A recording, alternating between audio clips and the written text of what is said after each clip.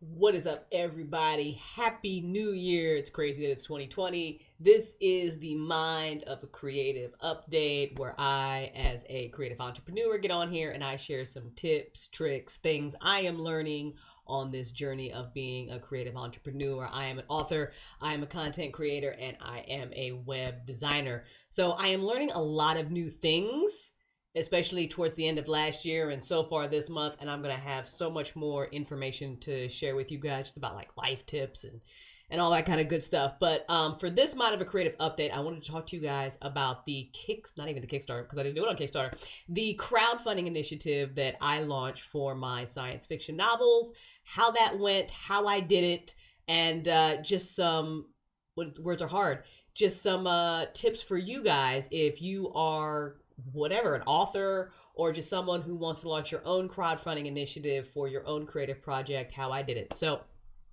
I decided that I relaunched my science fiction novels that were originally published like way back in 2008 and 2011. So you learn a lot on the journey of being an independent author. So I decided that I needed to get, a fresh edit on these books, and I really needed to get really good cover design done for them. So we did both. And then after that, okay, I was hit with, some additional expenses because I want my own ISBNs. I want them to have my imprint. I want to go through Ingram Spark instead of Amazon because some retailers won't work with Amazon. So hopefully in the future, the books will be popular enough that we can get them into bookstores. That is a goal for me. So having my own ISBNs was a big deal, but they're costly. And there are other costs associated with taking your book to print, like advertising, like getting the interior typesetting done, and then the editor and the whatever. So it's a whole thing. So I was like, let me launch a crowdfunding campaign to see if I can't, get this done. Because at the end of the year, I was running into the issue where, I only had so many funds available. And it was like, I could either dump a whole lot of money and get my care credit card paid down a little bit, or I can dump it into this. So I had to kind of be an adult and be like, no, I got to get this care credit card paid down a little bit because I'm trying to get my credit rating up a little bit because whatever. So I was like, no, I need to crowdfund and just see, like, let's just see, because the books are already out as ebook, right? It's very inexpensive to launch your book as an ebook. You don't even need the ISBNs. You're just paying for the cover art. And if you can do the interior formatting yourself, your time and that sort of thing. So it's very cost effective just to release an ebook. But like I said, I wanted to get these books into print. So I was like, look, they're already out as ebooks. Let me start with that. We'll do the crowdfunding. We'll see how it goes. And then if we can make our goals, great, I'll get them into print. If not, it's just going to have to wait. So that's where I was at. The crowdfunding initiative that I launched for my Sonarchy sci-fi series, the success of it blew me away. And I feel like I could have done a lot better with the timing as well. I'm learning as a business owner that sometimes I run my business the way that I write organically, and that isn't the best way to do it. So I'm also, the deeper I get into this, identifying where I could really use some help. So in the future, when I'm ready to kind of bring people on part-time, I know exactly who I'm looking for. And when I say that I sometimes run my business the way I write very organically. I don't really outline. I take, I have like random author notes or whatever, but when I'm in a scene, the scene kinds of writes itself. And then at some point I'll be like, oh my God, this is a really good idea. I should do it. And I do it, right? So I get that with business ideas too, especially because it's so important that you have the website and the content and then the social media and promotion. So I'll be in like the middle of something and then I'll be like, oh my God, we should do this. And then instead of maybe organizing a campaign and, working on timing and saying, okay, we're going to start on this date, it'll run towards this date, blah, blah, blah, blah, blah. I'm just like, let's just do it now. Let me just now take my whole day and reorganize it to do this thing the idea that just popped into my brain. And I wouldn't recommend that, because I feel like the creative ideas that we have can be a lot more successful if we then have somebody in our corner who can help us organize them into a more an actionable plan that will lead to more success of the idea, is what I'm trying to say. And I'm pretty sure there's probably a better way to say it. Whatever, don't at me. Y'all know what I'm trying to say. So a couple other things that I would say to anybody who is working on launching their book, especially indie authors, or who is thinking about relaunching their book, before I get into the details about the crowdfunding. Get a whole bunch of book reviews lined up before you release. Build that hype. I know that there's a lot of indie authors out there talking about, the paid advertising with Amazon ads and Facebook. And look, all that stuff is important. It needs to be a part of your plan, not the whole plan. But book reviews, for the most part, there are some paid ones, but they're free. All you got to do is pitch. And there are so many book reviewers out there. So take the time to professionally pitch these people and give yourself like a 2 to 3 month window before the book releases so you can have them. Because ultimately what we want to do on launch day is you want to immediately get sales. You want to end up having some pre-sales. And I feel like contacting book reviewers to kind of let them, contact their audiences and slowly build that hype is the way to go. The other thing that I will tell a lot of indie authors is, and I feel like this needs to be a reminder, is to go wide. If you want to try to go with Amazon's KDP, like, that's on you. I would never okay, that's one. But just think of it this way. As an indie author, you are limiting your revenue stream. I know that, everybody's like, oh, Amazon, but it's not the end all be all. It's not the only way that you will make money as an indie author, and it shouldn't be the only way. Do not put all your eggs in one basket as a business owner, just in general, especially if we are, the work at home content creators, or if it's a side hustle that you want to be your main hustle. Diversify the shit out of your income. And with a book, you have 3 potential income sources. Well, more, but ebook, print book, audiobook.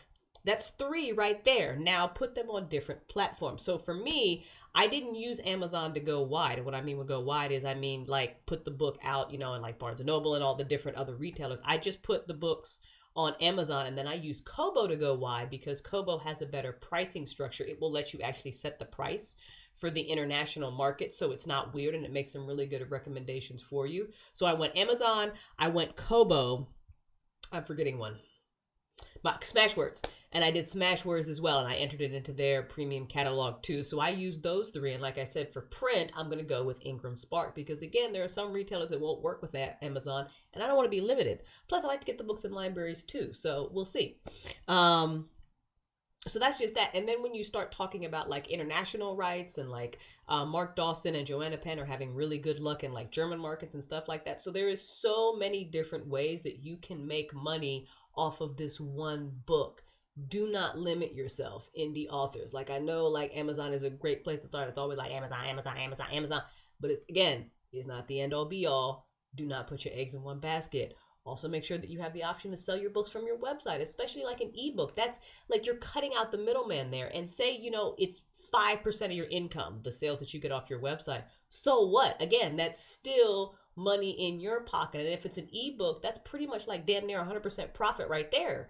It's just your time of maintaining the website and like your time, and that's what, this, that, and the other. But why aren't you selling your ebook off your website? Why aren't you doing this? Why aren't you? I got nothing for you. There'll be a whole web design course that I'm putting together. So if you need help with that, happy to help you. Whatever I can do, I'll have to do a whole other video about how authors and their websites, or just businesses and their websites in general, you are not taking full advantage of the power of this wonderful thing that is your website. So if you have just gone on Wix or Squarespace or used GoDaddy's web builder or Weebly or whatever, and you've just thrown some shit up just to have it, you have half-assed it, and you are not taking full advantage of the power of your website. There are just so many moving parts that go into being an indie author. And while your social media is sure it's important, it absolutely is. I'll never say it's not. Y'all, your web, it's where they go to learn about you, your book. There's so much that your website should be doing for you. And if you've just thrown one up to have it, you are half-assing it, and you are missing out on a tremendous opportunity to be connecting with your readers, providing information, content, because look, social media algorithms change all the time.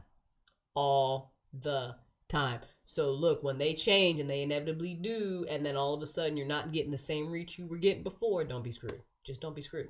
So, the one thing that I do have that I'm very good about is having a plan A, B, C, D, B, like all the way down. Like I will have, I can, sometimes I'd have like very random fucking ideas, but when it comes to business plan and where I'm diversifying the income and that sort of thing, like it's never going to be just one thing. It's always going to be how many different ways can we move this and automate things and that sort of thing. So those are just some tips. You can go listen to Joanna's Pen podcast. Mark Dawson has some really good tips and tricks about how he's using advertising. And there are a bunch of others. There, just go look. Model your success or model your platform, indie authors, from other success that have come before you. We don't have to reinvent the wheel here, but I feel like we do need to take advantage of all the opportunities that are out there. Because it's a crowded marketplace and we're professionals, and so it just depends on your goals as well. So that's that. All right, let's talk about the crowdfunding. So with the crowdfunding campaign, like I said, I had this goal that I wanted to try to raise some money to cover the cost of getting the ebook into print, and some of my costs for the time and blah blah blah blah blah. So, and I also really wanted to get artwork done for the novels. So I went onto Kickstarter and I looked through some of the different successful Kickstarter campaigns for books that were on there. And they tell you that to have a successful Kickstarter campaign or whatever, you need an audience, you need a mailing list, you need a following, et cetera, et cetera, et cetera. Now, these things aren't true, but I'm going to tell you how I did it. I have 15 people right now on my mailing list. I am working on figuring out how to get that to blow up. Okay, so I've got 15 people on my mailing list. That's it. So that's not big. I set a $1,200 goal for the first tier. And then for the first stretch goal was $2,000, and then I had a couple stretch goals after that.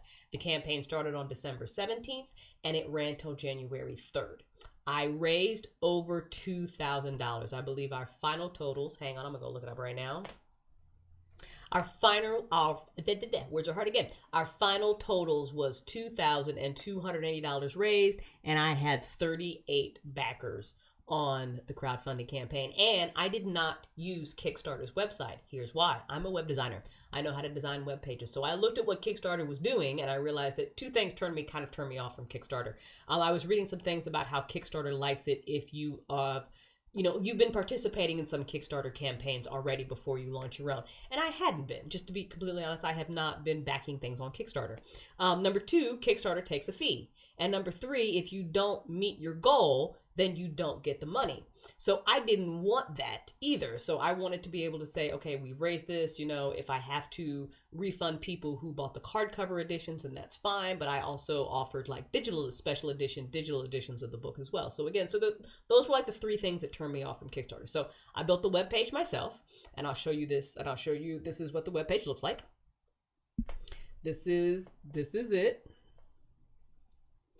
I built this, and it is something that I will also teach people to do as a freebie. Very, very soon I will be making, look for that video probably next week, a video and how I'll show you guys how I built this crowdfunding page right on my own website. So this is it. And it looks just like a Kickstarter. I was looking at the way Kickstarter set their page up, and I was like, it's fairly simple to do. Especially if you use WordPress and you can interject with WooCommerce and that sort of thing. So I built it on my website, and then how did I reach my goal? How did I get people to support the series? So I've only got, like I said, 15 people on my mailing list, but I have a following. And what do I mean by that? I'd been streaming on Twitch for a couple of years. So I had some really close Twitch friends. I had like family, friends. I had like 600 people on my Facebook list. Believe me, my Facebook friends list. Believe me when I tell you, I told everybody. And then I've been on Twitter for a couple of years and really active last year. So I had like, my little Twitter community tribe. So what I will tell you is you don't necessarily need a super huge email list, and you don't necessarily need like a big following for your book. What you need is people who are willing to support you. So authors, I know a lot of y'all can be introverts. You have to, if you wanted to do something like this, or just in general, you have to start networking. You have to start building those relationships. You have to start jumping into conversations on Twitter. One of the best things I ever did on Twitter to help connect me with other friends and people, and just help build my own audience, was I jumped into a geek conversation, because I'm a total geek, right? And it was over on Who Would Win, which is a very great podcast. You guys should check it out. But they did one of their battle matchups, and I don't even remember which one it was. It was just one that I had knowledge about. So it might have been like Luke Skywalker versus somebody, and I literally just chimed in. It was just one of those things. And from there, it kind of snowballed. I saw an opportunity to help who went out with their website. So I contacted one of the guys, and then I ended up being a moderator on their podcast for a while. So just, you never know how opportunities are going to snowball. So again, I mean, and that's really what social media is great for. Jump into those conversations and start networking. And that's literally, I know that when we're on social media, a lot of the times it's like shouting into the void, and we're all about like promoting ourselves and our content and go check this out and have you done this, and but you've got to have conversations, and don't just have conversations inside of the bubble of the writer community. Hashtag, what are your interests? What are you passionate about? You know, what are the topics around your book that you can be talking with other people about? You have got to build up a relationship with people. That is how you do this, because that's literally how I did it. Your mileage might vary. Your book might just be, you know, like super popular, or it just might take off, or you might find a different way. But if this is literally how I did it. I mean, the Snarky series, as yeah, I'm working on getting more book sales, but the book sales are not huge. They're really just not. I've got to do, you know, more promotion. I've got to do more marketing. I've got a long list of book reviewers that we've already contacted. I have a very nice person helping me out with PR stuff in exchange for me doing a website for them. So I was able to barter some services. But it's a grind, and I've got to keep doing it up. So that's why I said my timing was a little off on things. I wish I had have gotten more reviews before I officially launched the ebooks, but that's a side note. Neither here nor there. For me to you, do that. But as far as the crowdfunding campaign went, we hit the first stretch goal. So now I get to have artwork done. And like I said, I just modeled mine off of a few other successful ones. I really liked Blake Northcott. I believe I said her last name right. Y'all don't know I don't do names. But I actually reviewed one of her books. I've talked to her at times on Twitter. Super nice lady. She had a Kickstarter campaign. She like did the most successful book launch Kickstarter campaign like fucking ever. Like she's like that pro and like how to fucking put your book on Kickstarter and get money for it. Like she did like crazy. And I just looked at her page and I was like, all right, cool. I see what she's offering in her tiers. I see kind of what she did for her stretch goals or whatever. And I literally just kind of modeled my campaign off of that. I was like, I ran the numbers. I was like, all right, this is what's going to cost. This is what shipping's going to cost. This is what I can do and what I can make sure that I provide. So, and that's what I did. I set it up on the website, and then it was literally just a matter of telling everybody about it. So here's the other thing that I'm going to say to you when you do this campaign. You do not be afraid to ask people. Do not be afraid to ask people. Do not assume that just because, even if they retweeted you or they liked your post about it or whatever, do not assume anything. Ask them anyway. I cannot tell you how many times I reached out to somebody who did. They liked the post, or I know that I have a Discord chat and I know they saw it in the Discord because I added everybody. So I know that they saw this, but it was when I sent them a private message one-on-one that I got the sale. So make sure you reach and just ask. Like a lot of the people on my Facebook page didn't even respond, and that's completely fine. I don't talk to these people. It's like Facebook, you know, like your Twitter account, like you got like 50,000 people following you, and you know like 5 of them, right? So I didn't do that on Twitter because I feel like Twitter DMs to me feel a little more invasive than Facebook messages for whatever reason, and I don't know, that just might be my hang up. But there were a few people that I felt that I had a close enough online relationship with that I felt comfortable going into their DMs and being like, hey, don't know if you saw, Twitter moves really fast. Here's what I did, you know, can I count on your pledge? Just at me. So do not, I think that's the biggest thing. Do not just throw something up and expect people to see it and act on it. Take the next step. Follow up. Ask. If someone tells you, hey, this is really cool, I'm going to check it out at the end of the week, follow up at the end of the week. Like I had a lot of people that told me, okay, this is really cool, I like it, let me see after the holidays. But I believe that after the holidays, I followed up with them again. I was like, hey, you know, Happy New Year, blah, blah, blah. Did you see this? And some of them then went and bought, and some of them just didn't respond. And, you know, like I said, that's fine. But make sure you have to do the ask. You have to, like, if you're, you know, a crowdfunding campaign like this, especially if you don't have any mailing list and, you know, your book is not this super popular thing that people are just going to jump on for the story, go and do it. Make sure that I'm family, friends, like, you know, and I had people who pledged more than I even thought they would. Like I did not expect the campaign to be as successful as it was. I really didn't. I thought like because just based on like my following and what I had and like what you read online about, you know, what you need to be successful at it, right? And plus, it wasn't even on Kickstarter. I'm doing this through my website, so there was a lot of stuff stacked up. I was like, fuck it, let me just. I mean, the worst that happens is nothing happens, you know. But I was just like, I was blown away, freaking blown away by the people and the pledge levels that they pledged, especially because my timing was around the holidays, so it was just mind blowing. So if those are the tips that I can give you, if you want to launch your own crowdfunding initiative to help for your books or your art or whatever creative thing that you do, you know, before you get started, make sure that you're having those relationships and just be genuine. I mean, because a lot of the people that I reach out to, they know me because of geek stuff or because they heard me, you know, talking on somebody else's podcast. Or, you know, I feel like the ratio towards people who, you know, pledge for Operation Snarky because of me versus people who pledged to Operation Snarky because they were actually interested like in the novels is probably like 70-30. And that's not to say that they, you know, they don't want to read the books. That's not what I'm saying. But it's like I wasn't selling them necessarily on the story of Snarky. I was selling them on, hey, you and I have this relationship. You think I'm cool. I think you're cool. I'm doing this thing. Do you want to support me in it? And hopefully you get these books, and now hopefully you're going to get these books, and hopefully when you read them you like them, so now I have a fan who is then going to continue to read the rest of the books in the series and tell their friends and blah blah blah blah blah blah blah. So that's it. We'll see. We're on schedule. The artwork has been I've hired the artist, so I can't wait to get my hands on these. I offered limited edition hardcover copies of the books, which you can get printed through Ingram Spark. And then I got my cover designer to take care of the cover art dimensions and all that stuff. So at the end of the books, I added 10 pages of author notes, and then I'm going to add 3 pages of the artwork. So there's 13 extra pages. I'm going to sign them. And like I said, they're limited editions. So all the books that I sold, and anybody who gets these hardcover or the special edition ebooks, I did both. They'll never be sold again. So hopefully one day these things will be worth a whole lot of money. People be like, aha, you ain't get your copy of Snarky, but I got mine. And then even like I said, even the audiobooks that I'm offering, because I'm recording the audiobooks myself, I'm doing the audiobook production, those are going to be personalized as well. So at the beginning of each audiobook, there'll be a message to the person who bought the audiobooks. And that's real easy to do. I mean, once I throw, you know, all the files together for the audiobook, I'm literally just adding a little snippet to the beginning, you know, repackaging the MP3 file and then sending it out. So that wasn't a big deal for me to do either. So that's what I learned just last month about crowdfunding and relaunching your book. A couple of things about Amazon as well, because like I said, I republished my series.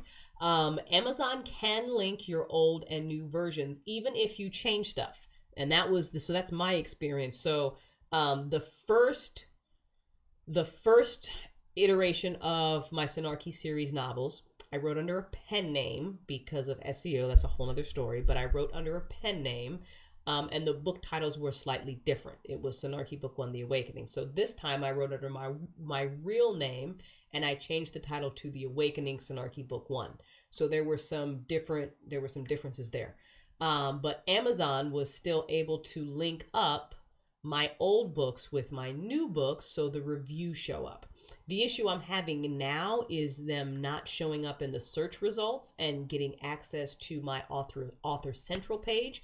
Because it's been so long since I've been in there, I don't have access to the email that I use and blah, blah, blah. So that's a fight for another day or for the next day. So I'm having issues with the book showing up, the new versions of the books being visible on Amazon's search right now, which is a little bit annoying. And I've reached out to them, so I have to follow up with them today actually to see kind of what's going on with that. And I mean, even if I type in my new name, if I just type in like Crystal Storm, The Awakening, the new versions of the books aren't popping. It's only showing the old ones.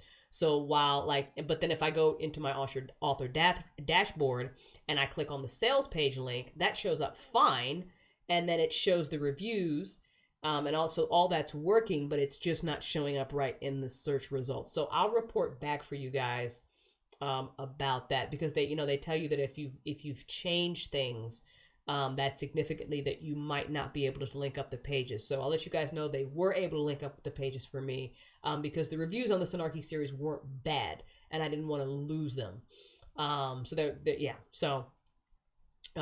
that's the struggle that I'm kind of battling there, but one thing at a time. But it's up completely fine on Kobo. It's up fine on Smashwords. And like I said, this weekend I'm gonna dive into all the print stuff and get all that ready for when the artwork comes. So, and then all that'll go through Ingram Sparks distribution, because that way I want, like I said, I wanted my own ISBNs on all the information, because I would eventually I'd love to see the books in stores.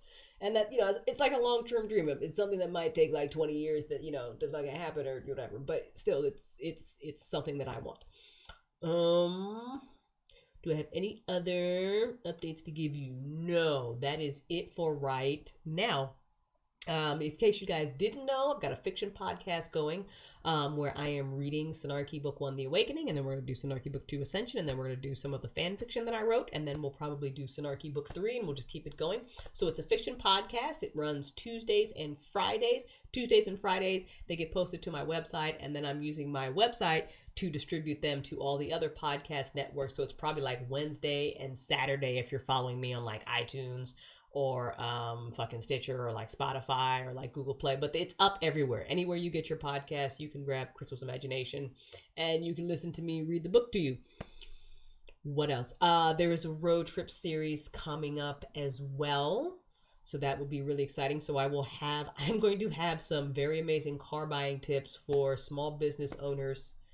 Not even small. No, let me rephrase that. I'm going to have car buying tips for the self-employed with not great credit very, very soon here, because my experience trying to get a car loan as someone who is self-employed with not the usual documentation has been amazing. So I feel like I've got some life tips that I need to share with people to hopefully, what I am going through, I can simplify this process for you if you are self-employed and you have not great credit and you need to get a loan for something. I'm going to be sharing some information with you about what's going on with me and how all that is done, how all that is unfolding very, very soon, and who would work with me and who wouldn't work with me. So I'm going to have some information for you guys. I'm waiting on things to either finalize or not.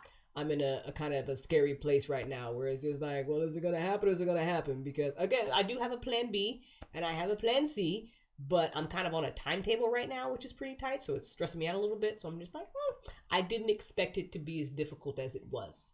And I guess, you just assume that if you make the money and you have something that can prove you can make the money, it should be accepted. But unfortunately, the way things still are, there are very specific things that lenders will take to prove that. And if you don't have those things and your credit isn't amazing, things are very hard for you. And I didn't realize that it would be this difficult to just prove that I have something. It's 2020. Like it's 2020. Like what's happening? What is happening? So there'll be some information about that. But like I said, the road trip series is coming up. My girlfriend and I are doing a cross country, like around the country loop to figure out where we want to live. We will be visiting off the beaten places, like cool little bookstores. We'll be staying at some unique Airbnbs, and we want your feedback. So you can go to my website and there'll be a link down below as well to show you where we intend to be stopping. So you can tell us this is a great place to live. It's not a great place to live. This is really, I need the local, give me the local 411. Like, don't go to this bar, go to this bar. You want a really cool fucking bookstore in this city, go here. Here's why my city is cool. Here's why it's not cool. Don't live here. You should definitely, let me hear the opinions from the people who are living there. And like I said, we'll have some good road trips as well as we do that journey. I did a lot of road tripping when I was younger, but I've never done a cross country. And I've always wanted to see certain places in like the United States. And it's the timing is working out really well for the two of us to do that now instead of later. So we're just going to do it. So we're going to be quote unquote homeless and road tripping for the month of February and working on the road and staying with friends and going to different places and just having a fucking adventure. So that should be amazing, which is why I need things with the vehicle financing too.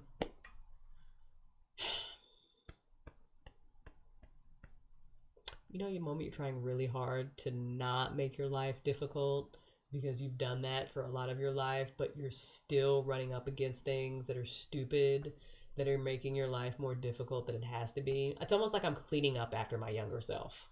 That's literally what I'm doing right now. I am cleaning up after my younger self. So Gen Z, is it Gen Z? It's probably Gen Z. Gen Z, millennials who are like my younger, like, hear me, do not make messes for your older self to have to fucking clean up.